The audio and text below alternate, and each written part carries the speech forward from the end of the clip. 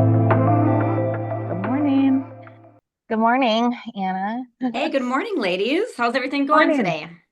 Good. This is Dr. Josie and Andy, and we are, of course, we're still in Arizona this morning. So we have a beautiful cloudy morning, which is different. We've had a lot of sun. So it's kind of nice to have a little bit of cloud cover this morning. And then we're visiting today with Anna, Garrett, Novak.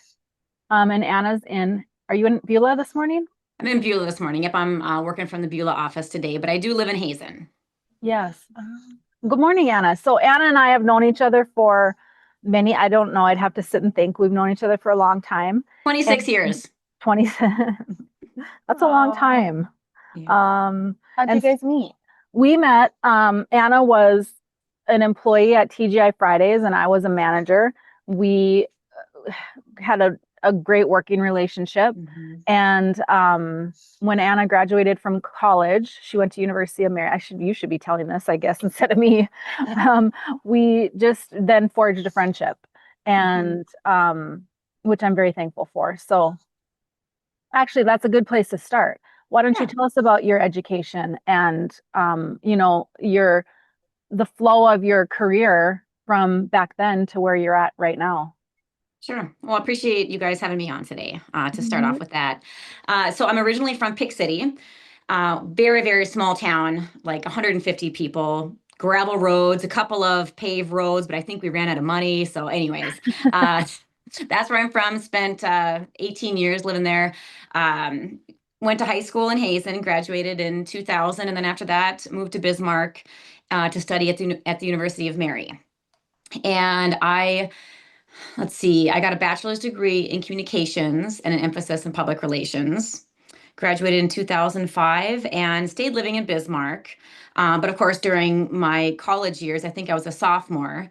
And that's when I started working at Fridays. And that's where Andrea, and I'm probably the only person that calls her Andrea, but it's so hard to change it. It's like when somebody gets married, and you always remember their maiden name. But, anyways, got to know her through that. And she was always just kind of a caretaker. I think that's just sort of in her nature. But then, yes, after I graduated from college is really when we connected more so on a friendship level. And super, super grateful for that. One of those friends that I've just, had for over 2 decades. And it's not normal to find that, not normal to find that connection, especially when you're going through different phases of your life. I think about how much has changed since, I started working at Fridays, when I was 19 years old. And then when I graduated, I got married and had kids and then had more kids and moved up to Hazen about, 12 years ago. And to keep that relationship. And what's even cooler about it now is that she's in Hazen, Yeah. um, which is just it's amazing the path that life takes you. But so, anyways, after I graduated from college in Bismarck, I did fundraising for St. Mary's High School for a couple of years. And then after that, I started working for two stockbrokers. And myself, after that, I got my Series 7 and 63 and insurance licenses. And then my husband started working out at the Coteau Freedom Mine, which is a coal mine just north of Beulah. And that was, well, 15 years ago. And once he started working out there, he had been commuting back and forth for about a year, and we just decided that it wasn't going to work. So that's what brought us up to this area 12 years ago. And coincidentally, the guys that I worked for, they had an office space that they were just leasing, and they would come up for appointments. And when I mentioned that we were wanting to move up here just so he wouldn't have that commute, they said, "Do you want to work from the Beulah office?"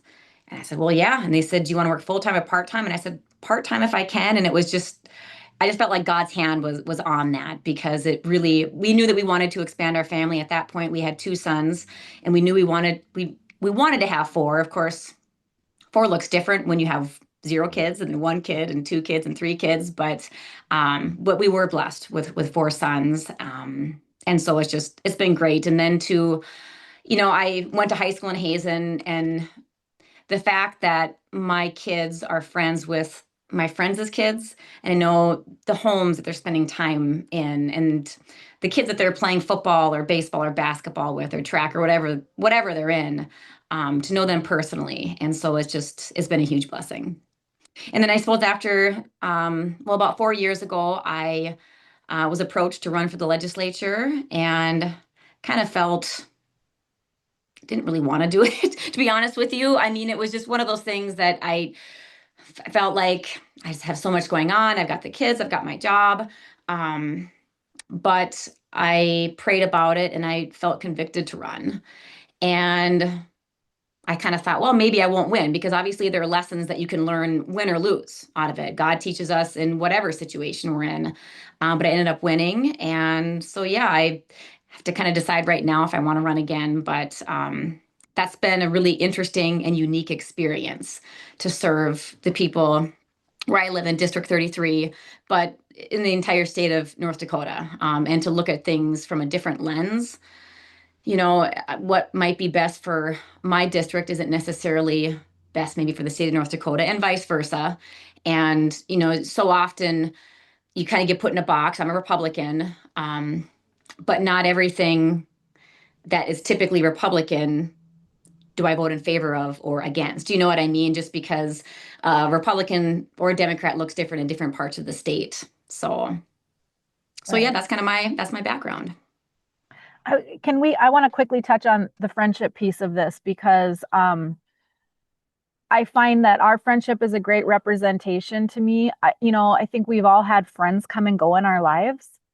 And Mhm. and when I was younger, I struggled with that because I'm someone who, um, I'm I, I think loyal is a good word, but like or I don't know what it is, but I like when I'm your friend, then I'm your friend like forever, right? So then when people started coming and going out of my life, I really struggled with that. Like I didn't understand it, and of course now I understand that there are seasons for everything, including friendships, and sometimes it's just good to let go of them.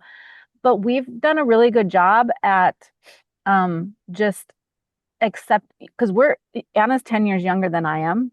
And so we've always been at different places in our lives, always. We've never been in the same place at the same time as far as children and careers and relationships and all those things. Mhm. So um, I, I, for whatever reason, we've navigated that very well in that we just accept I just, where each other is at. And, if we don't hear from each other for a while, or if we aren't able to commit to time to each other, it's fine. You just, accept it and love each other where we're at.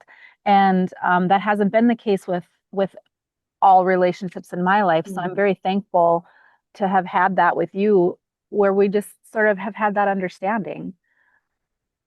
Yeah, I totally agree. Yeah. And I think that the way you described yourself is really good. You are loyal, but you're also, very understanding. And I feel like you've probably been more understanding to me than, I mean, than most people, just because when you have 4 kids and a job and a husband, those are the priorities. But when you care about your friends, you do want to be with them. Um, but I've been very appreciative of that, and truly, it's our relationship. It means so much to me, but probably because it has lasted kind of the test of time a little bit. But I would say too that you are very good about keeping in touch with people and trying to get people together. And I feel like in a relationship, when somebody spearheads that side of it, um, I think you have a greater chance of remaining friends over the years. Yeah, well, you've done the same thing. But I hear people, I wanted to bring it to attention simply because I will hear people like, well, I didn't hear from Anna for 4 months. And so I'm just, I'm done with that friendship. And it's like, Yeah. it doesn't make sense to me, I guess. I don't quite understand that. I think, um, I just think loving people where they're at is the best way to maintain relationships, and it can be hard. I'm sure there was Hmm. times when I felt some kind of way about, you not, you had to do this with Lauren or you had to do this with, your family or whatever. But you just let it go and you just understand that, people have things that are important to them And, anyway, I Well, just, I agree with it's that. And I really, difficult. it is. And I feel like, Yeah. it's really important, um, for everybody to understand, but I feel like women in particular, to keep in the back of your mind that we should offer everybody grace for things. You know what I mean? I feel like women are pretty good at remembering things, whether, I feel Good, like that with bad, my ugly. husband sometimes too. I mean, he does something and then it's like, oh yeah, I remember you did something similar about 9 years ago. And you know what I mean? Which Yeah. it's totally silly and it's not how we should be. But, I think on the friendship side, it's really important just to be understanding of each other and accepting as much as you can. But I've also had friends that have kind of come in and out of my life. I mean, friends that I really thought would be in my life until I died, and they've kind of gone their way, and whether they've moved somewhere or they're in a different group or their career has taken them a different path, whatever it is, we just maybe don't have as much in common anymore. Certainly wish them well. um, but God does bring different people in and out of your life, and there are Right. lessons to be learned from all Right. of them. Absolutely. Absolutely. Have you guys had the friendships come up back around? Like maybe you had them in, we'll just say like college, and then there's like a 10-year gap where you never spoke, and then Mhm. all of a sudden they're back in your life somehow. Like I've had Hmm. that happen more now, I'd say, than when I was younger. But Yeah. Hmm. yeah. Yeah. And Well, then just and it's pick neat up to where you see left off. people. It's neat to see people in a different light. You know what I mean? So, like for Right. me, moving back to Hazen, I spend time with people that I wasn't necessarily good friends with in high school. And they've changed, and maybe I've just seen a different side of them than I did before. Um, but it is interesting. It is interesting. Mhm. So what, you know, how do you balance? That is one thing that just boggles my mind about watching you and a lot of women, I guess, but you in particular. How do you balance having a part-time job and your job? Is it exactly part-time or is it kind of? I mean, it's fluid, right? Um, Yeah, my bosses are so good to me. So like when I serve in the legislature, so North Dakota is unique that we meet once every other year for our legislative session. Like that's when we vote on the bills and have these bill hearings and all that kind of stuff. And it's January through April. And so for my real job, I just get kind of a leave of absence. And they let me be gone. But then the other times of the year, so the other 8 months of that year and the rest, the 12 months in between sessions, I work about 20 to 23 hours a week, somewhere in there. If it ends up being 16 hours a week or 25 or 30 hours a week, that's fine too. But they've been really good to me in that sense. And it's helpful. So I work for Focus Wealth. We're like an independent investment office. We also sell insurance products like variable annuities and things like that. But um, it helps that pretty much everybody in the office is in the same place in their life than I am. So they all have kids, and their kids are in activities. And so it isn't unusual that, somebody has to leave at 3 o'clock a couple of times a week, and or lunch hour or whatever the case is. I mean, it just everybody is super understanding about it. And it's one of those things too where, we work in a small office. There are 5 people that work in the office. And of course, so when I'm gone, you got 20% of the office, maybe not quite 20% since I'm part-time and everybody else is full-time, but everybody picks up my slack. When I'm gone, it's not just the kind of job where it's like, all right, I'm going to set this down and I'm just going to pick this back up in May. It's, but I remember that. And so when somebody else, we actually had a gal in our office who went through melanoma. She had cancer. And actually on Monday or Tuesday of this week, she had a, year and a half checkup, and she's doing great now, cancer free. Um, awesome. it's wonderful. I mean, and you see the changes in modern medicine in the last 20 years. And I suppose that you in particular have probably seen a lot too, Josie. But anyways, um, so you remember that and you pick up the slack. It is kind of like a family in a way, but to I don't know how to explain how I do it all. I am pretty, um, I wasn't really, I don't know that I was really a type A personality before having kids, but I'm definitely a planner, which helps. Like I've got a meal plan through the rest of the year. I know what I'm cooking on Tuesday night on November 17th or whatever it is. You know, I mean, I try to be organized in that sense, and that really helps. Oh my God. Um, but then too, That's I've got four amazing. kids. I have four kids though too, and Yeah. these people, they eat so much. They eat so much. Um, but just I guess I try to be as organized as I can. I don't get as much sleep as I should, and I probably don't have as much fun like with friends as I should. Those are some of the things that have sort of been sacrificed a little bit because truly I don't know that anybody can have it all and be rested. Yeah. You know, I mean, it just, Right. It's a myth, isn't it? To have it it all. is. I Nobody has mean, it all.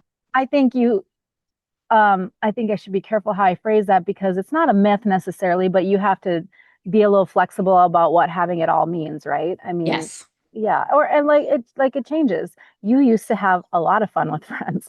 I I witnessed a did. lot of it. I had an Um, awesome time. and I used to have an awesome time. But that's just not your life right now. You know, No, and I right now think, your life is your children and your household and your jobs, and that's just the fluidity of life, you know. well, when you say yes to something, you say no to something else, Yeah. whether you actually say no to something else. I mean, there's only there's a certain number of hours in the day and days in the month, and um, you're responsible for how you use them. Right. Have you delegated anything at home or, Oh anything yeah, like that I got a so that, sweatshop going on at home. well, your kid, I don't know how old your kids are, but Well, okay. So my oldest is 16, 13, 10, and 8. And when I say sweatshop, I'm obviously kidding around, but yeah. I mean they help with everything. They have Let's chore get the lists. kids on. We want the kids' point of view. They're like, yeah, they Yeah. come on screen sweating. Yeah. Yes, it's a sweatshop. Yeah. Well, but I think that it's really important with kids too, though. I mean, Yes, that they have chores and they have responsibilities at home. absolutely. Oh my gosh. So it was when my oldest son, so about a year and a half ago, he turned 15 and he got his license immediately. And I feel like that's when the next phase of my life began because I mean, Yeah. just to get him, like he could get himself places.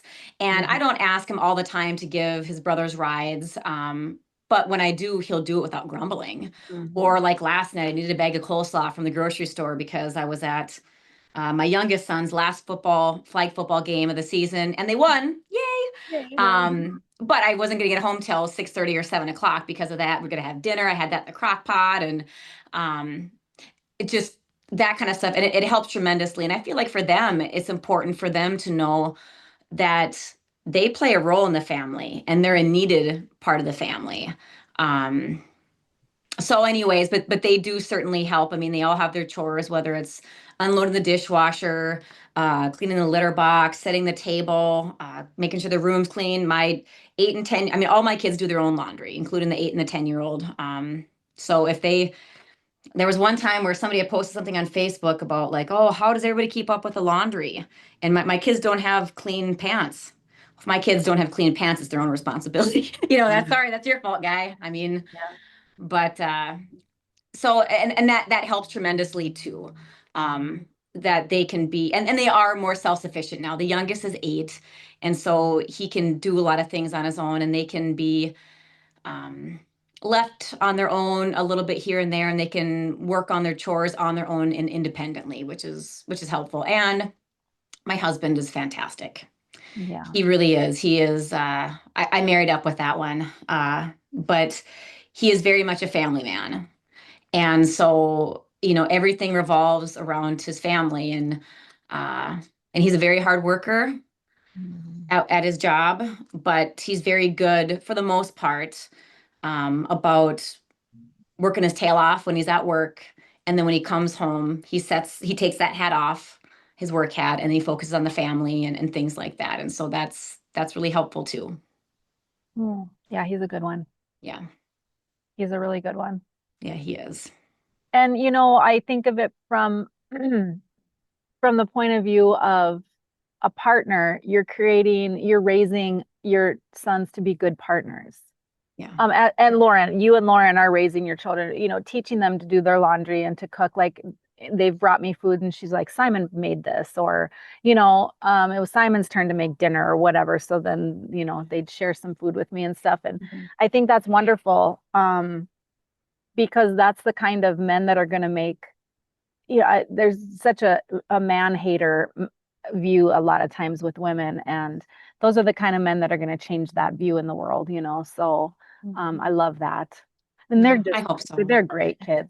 And of course, I'm biased towards them, but they're just wonderful children. So Thank you. That's like the best compliment that a mom can get, right? they truly are. Yeah.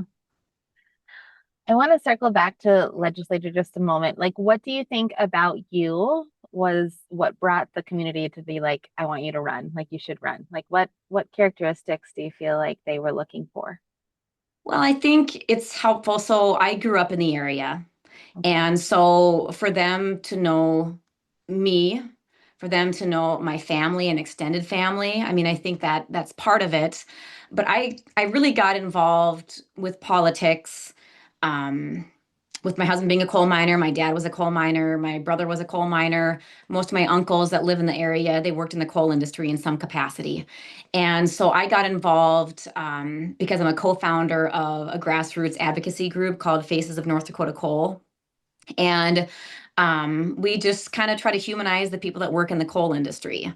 You don't always hear that when you like watch the national news, but for my community, it's incredibly important. I mean, the tax revenue that goes to fund our counties, social services, our schools, um, all of our infrastructure, a vast majority of it comes from the coal industry, and that doesn't even touch on the revenue that goes to the banks and the grocery stores from people just investing money or shopping there, because there are over 3,000 people that work in the coal industry directly, but then there's something like 13,000 indirect jobs. They maybe like they provide a service to a plant or a mine. And so it's really important to my district 33.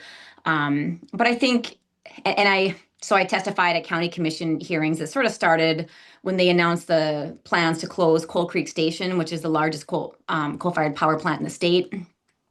And we won't get into, the specifics there necessarily, but that's where I got involved with talking to the county commissioners, and then testifying at the legislature. And so that's, I think, kind of how I got involved. And I have a lot of connections here just because I've spent a lot of my life here. And as I mentioned, my family's from the area.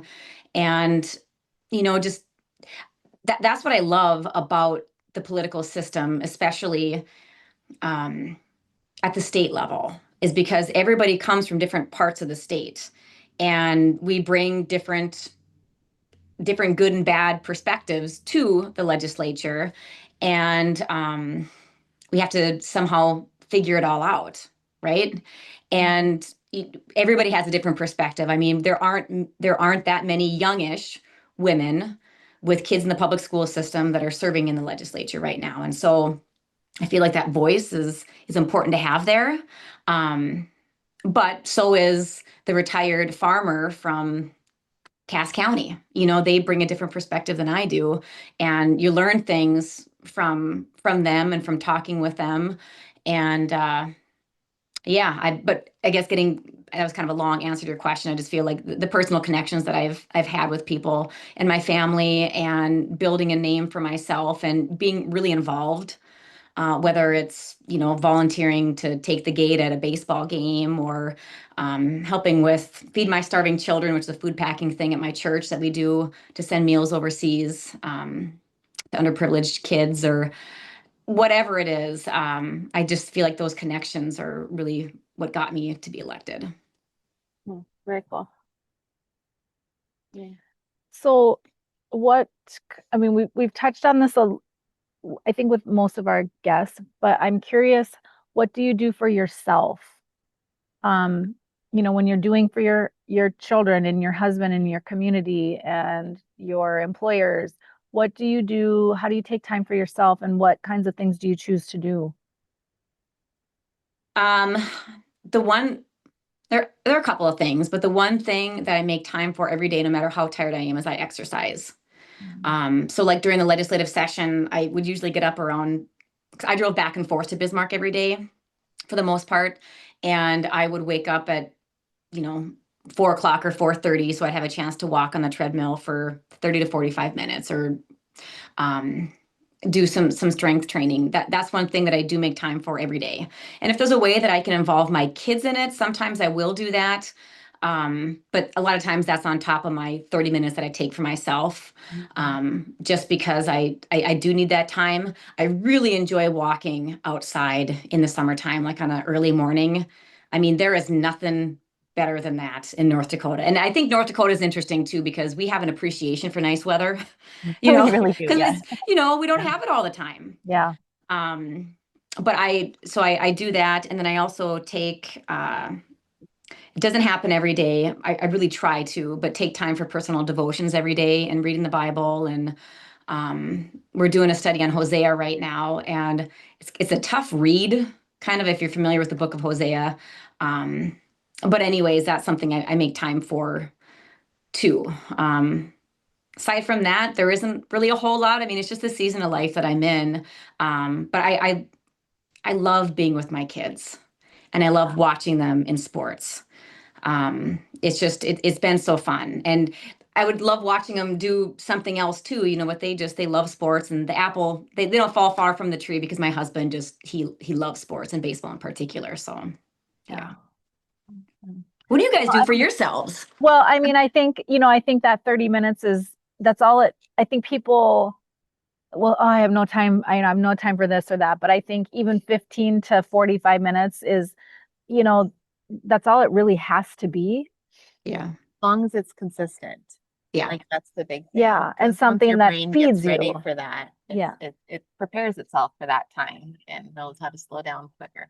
The brain stuff in me. Yeah. But yeah. The brain But stuff. it becomes a pathway that's stronger. And Well, and what's interesting is, like, and I'm sure that other people are like this, that exercise regularly, but if I don't exercise, if I don't get a chance to exercise in the morning, I'm kind of in a crappy mood for a lot until I get to exercise, because I'm so wired that, like, I need this physically, emotionally, spiritually, mentally. I mean, I feel like that's an important part of it.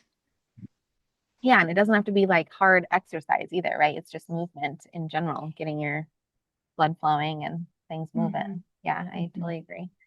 A little endorphin rush to Yeah. get going, really. Yeah, Yeah. most definitely. Well, do you and Lauren talk about goals you have for when you are empty nesters? So I'm 43, Lauren just turned 44. And so we are kind of starting to have some of those conversations. And with our oldest, he's going to be graduating next year, which my eyes hurt just thinking about it. I mean, it's so hard to believe, things just, everybody says it, but it goes by so fast. But thinking about him graduating, realizing that, okay, at a certain point, it is just going to be us, right? We enjoy, sometimes we'll go on walks together in the evenings, which is nice. Um, we would like to get into golfing a little bit more. Lauren has had a couple of injuries that has kind of prevented him from doing a whole lot of golfing. But he wants to get back into it now. He's doing some physical therapy and other things like that. But we would like to do that. I love North Dakota, but I understand the desire, like what you're doing, Andy, where you have a place somewhere else where you get to spend some time and you get to explore. You have an adventure in a different part of the country and different weather and different people. I think that's a desire that we have. Haven't totally decided if it's more of a beach uh, or cabin in the woods. I'd like both, but unfortunately, I'm not rich, so. But we really enjoy, like, going to national parks and things like that. I mean, boy, those are just the treasures of our nation. Truly, if you spent time in Yellowstone or Glacier or even Teddy Roosevelt National Park, I mean, we're just those places, the conservation efforts that are there. our family has gone and spent time in a lot of those parks, and it's incredible. And we really enjoy that and would probably like to do more of that, especially as we get older and have maybe a little bit more us time. Yeah. Well, if your kids are in sports and they love sports, what I found is it doesn't get changed a whole lot until they're like 22. Really? Well, if they're in, yeah, it's just a lot of running to college games and things like that, Oh which is yeah. super fun. I think my mom had more fun when we were in college than high school. It was just a whole new group of friends, and Yeah. then yeah, now she's got friends all over the country, which before it was very, local. Yeah, Where are you from? I'm from South Dakota. I'm from Buffalo, South Okay. Dakota. So, small community. But yeah, Mhm. once my brother played college football for the five, it was through COVID. So I think he played football for 6 years. I don't know, a long, long time. Um, Yeah. but yeah, then she started meeting people from all over, and now she's got friends to go visit in California and Colorado and Seattle, like just everywhere. It's kind of fun. It was That's cool. awesome. Cool chapter. Yeah. Hmm. Yeah. Yeah, that's true. Your children, you may not be done at 18 when Gabriel Yeah. is 18. You may be, depending upon, but I just think it's fun to look into the future and understand that that may not be your future, but Yeah. it's fun to make plans and to have goals and those types of things. So, yeah. It's Okay. important to have them in the back of your mind, something to think about. It's almost kind of like I'm a believer that you should always have like vacation plans, Yep. in your schedule. Whether, I mean, that might be 2 years away, but it's just like something to look forward to. And I think that, with the plan for retirement and things like that, um, that's important too. Well, I've said this to many people. I don't love the word manifest. I think I don't know, something about the word I just don't love, but I do think it's important. I think you can sort of create, you want to go to wherever you want to go and you put that out there in 2 years and that just becomes your goal and it becomes something you think about and you work towards and stuff. Hmm. And again, manifesting isn't, but you're creating it. You're creating what the life that you want to have, right? So I agree. I think it's super important to put things out there, Hmm. to dream about and to, Hmm. visualize and things like that. So, yeah. Hmm. Well, and to think about what you actually enjoy. The day-to-day stuff, sometimes I mean, not that you're not enjoying it, but it's like remembering like, hey, I do really enjoy like this one conversation or, like really focusing on the things that you actually do enjoy. And then that just comes more and more common Hmm. or Yeah. frequent, I should say. Yeah. Yeah. Agreed. If you don't like to travel, then yeah, don't think about the traveling. Like everyone Yeah. else is thinking about what Right. you actually like, not Right. what everyone else is liking. Yeah, Yeah. great. So you have to make a decision. How are you going to make that decision? You said you need to make your decision kind of now. I'm What running. does now mean today, or does now mean like in the next week or next month, or when is there an actual date where you have to have the decision made for it to run for legislature again? It's in April at some point. That's when the decision has to be made, and um, the process is typically what happens is you announce that you're going to be running, and then the Republican and Democrat um, executive committees in your district, like you would meet with them, and then they have what's called like an endorsing convention. And so you might have, I think when I was running, we had 6 or 7 candidates that were running for 2 spots in the House. And you had that endorsing convention, and you would technically be endorsed or not. But regardless if you're endorsed or not, you can still get on the ballot. And that's by getting, I think it's like 1% of the signatures from your district. And so, um, and that is due so you're getting those signatures to the Secretary of State, that is due sometime in April, and then that ensures that you're going to be on the ballot. Mhm. So the endorsing process, it isn't it's interesting in North Dakota because um, there's a little bit of infighting in the Republican Party in North Dakota if you follow politics at all. And so a lot of times the people that aren't endorsed, they still run. and many times they're successful in winning. Just because at the endorsing convention, you might have 100 people, but that's not maybe truly reflective of all the people within the district, you Right. know, and their values. And I think about like my friends, there were some that came to the endorsing convention, but a lot of them have plans on Tuesday night at 7 o'clock p.m. and they're at, Right. you know, the kids' basketball game or whatever the case is, so they can't come. But that's what I love about North Dakota is that you can still get on the ballot, and have a shot at winning, even if you don't win the endorsement. You know, I think what you just said is kind of the problem in politics. One of the problems in politics today is that those 100 people are not representative all the time of the entire population of said district or state, you know, and Yeah, you know, I think that's something that a lot of people struggle with is those that are representing us don't necessarily represent us. They right. represent a small piece of things. So I don't know how that changes. I really don't. Vote, vote. That's how Yeah, it changes.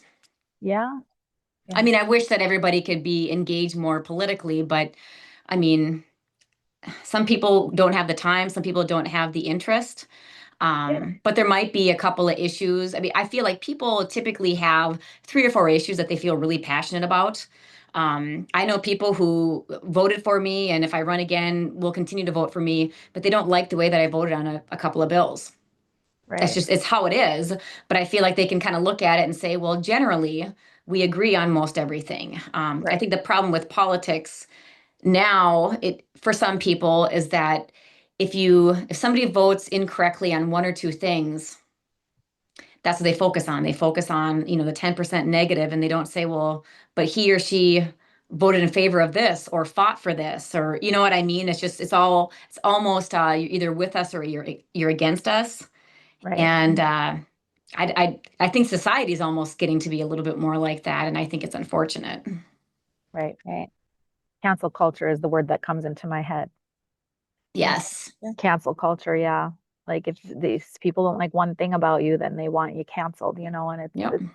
it's such a odd concept to me, but Yeah. Agreed. the sun is coming out. Oh, Yes. I cow. see it. I'm Guys, it's jealous. awesome. It is. But I do think it's time for us to wrap it up. Thank you so much for joining us this Yeah. morning. We appreciate you. Yeah. I appreciate you ladies too, and I appreciate the opportunity to come on and connect with you. It's like just having coffee with my girlfriends. I know, right? If there's if is there a way for people to connect with you or like contact you? Are you on any socials or anything that if I'm anyone on has any Facebook. questions or If it's a legislative thing, my information is on the North Dakota State Legislature website, but it's anovak@ndlegis.gov. And you can find me on Facebook too, Anna Garrett Novak, Novak. Okay. awesome. Well, thank you so much for your time. Yeah, Enjoy the rest appreciate you of your ladies. day. Okay, love you. Love you too. Thanks, Bye. ladies.